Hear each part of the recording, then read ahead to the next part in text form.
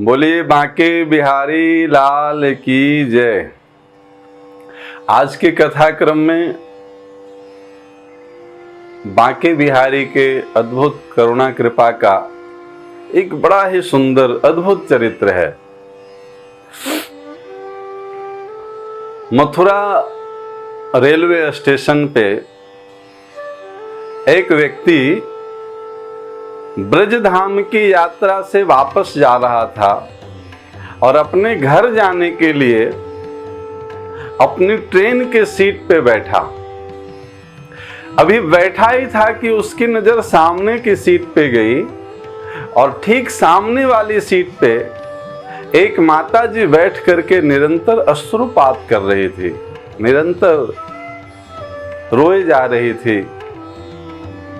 वो व्यक्ति कौतूहलवश पूछता है कि माताजी आपको क्या कष्ट है, क्या परेशानी हुई, कोई दुर्घटना तो नहीं हुई आपके साथ, आप इस तरह से भाव विवल होकर के क्यों रो रहे हैं।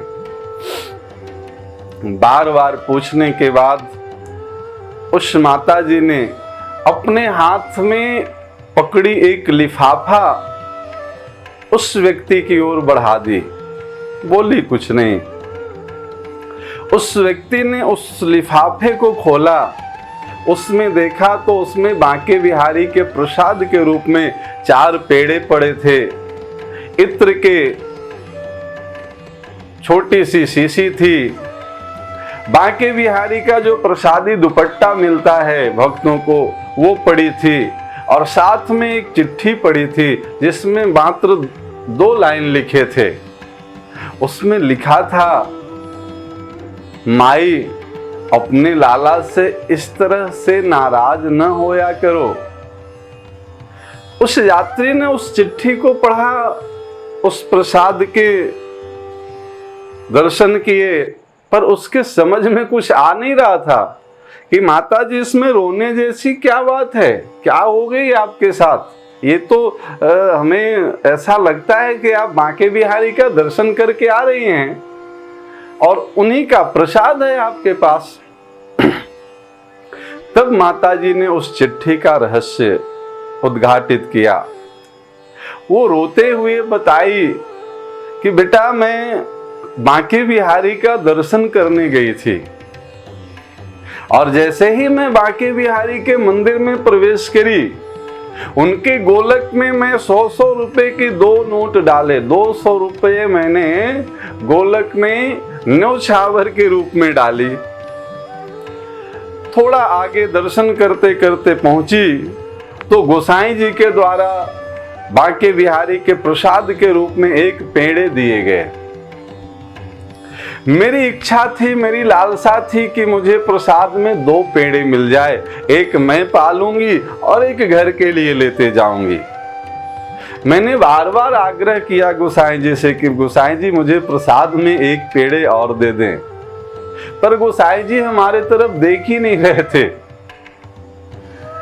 मैंने उनका ध्यान आकृष्ट करने के लिए गोसाई जी से बोल पड़ी, गोसाई जी मैंने गोलक में न्यौछावर के रूप में 200 रुपये डाली हूं, इसलिए मुझे 2 पेड़े तो मिलना ही चाहिए। फिर गोसाई जी पे कोई फर्क नहीं पड़ा, गोसाई जी और भक्तों को प्रसाद देते रहे। जब मेरी बातों पे ध्यान नहीं दिए तो मैं दुखी मन से, भारी मन से बिहारी जी को कोसते हुए मंदिर से बाहर निकल गई। जैसे ही मैं मंदिर से बाहर आई, एक छोटा सा 10-12 वर्ष का सांवला सलोना बच्चा आया और ये प्रसाद की थैली मुझे सौंप गया। उस बच्चे ने ये प्रसाद की थैली मुझे सौंपते हुए बोला कि माई थोड़ी देर के लिए ये थैली पकड़ ले, मुझे अपनी पनैया पहननी है, अपनी जूते पहनने हैं। मैंने पकड़ लिया। मेरे सामने उस बालक ने अपने पैरों में जूते पहने और मंदिर के बगल में जो नल लगे थे उस नल पे हाथ धोने के लिए चला गया वो बच्चा। मैं अपनी मनोभावों में खोई हुई बांके बिहारी को कोस रही थी कि मैंने 200 रुपये गोलक में न्यौछावर डाली, मुझे 2 पेड़े भी नहीं मिले। सच पूछो तो मैं मन ही मन बांके बिहारी से आज नाराज थी, पर थोड़ी ही देर में मेरी तंद्रा भंग हुई और मैं उस बच्चे को ढूंढने लगी जिसने ये प्रसाद की थैली मुझे पकड़ा करके जूते पहन के हाथ धोने के लिए गया था। पर दूर दूर तक कहीं भी वो बच्चा दिखाई नहीं दे रहा था। मैं बहुत प्रयास की, बहुत ढूंढने की कोशिश की, चारों तरफ मंदिर के ढूंढे, मंदिर में फिर से जाकर के देखी, पर कहीं वो बच्चा मिला नहीं।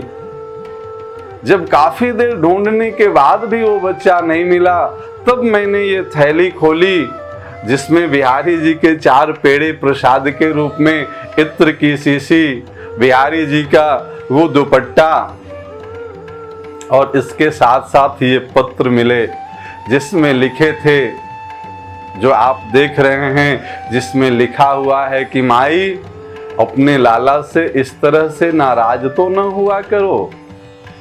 प्यारे वो बच्चा कोई और नहीं, वो मेरे बांके बिहारी, मेरे श्याम सुंदर ही मुझे दर्शन दे करके निहाल कर गए और मैं पहचान न सकी बाबरी। 2 पेड़े की सोच में खोई रह गई और बांके बिहारी श्याम सुंदर सामने से दर्शन दे करके निकल गए।